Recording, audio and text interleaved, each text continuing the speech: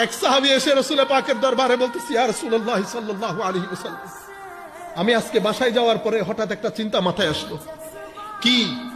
ইয়া রাসূলুল্লাহ, আমরা দুনিয়াতে থাকতে যখন ইচ্ছে করে আপনার দরবারে চলে আসে, যখন ইচ্ছে করে আপনার দরবারে আপনার জিয়ারত নসিব হয়, ইয়া রাসূলুল্লাহ, আপনার চেহারা দেখতে পায়। কিন্তু আমি মনে মনে চিন্তা করতেছি, ইয়া রাসূলুল্লাহ, যদি মারা যায় তো আপনি তো আপনার র্যাঙ্ক অনেক উপরের হবে, আমি আপনাকে কোথায় খুঁজবো ইয়া রাসূলুল্লাহ? দেখতেছেন সাহাবায়ে কেরাম সকাল সন্ধ্যা জিকরে রাসূল নিয়ে কিভাবে ব্যস্ত থাকতেন।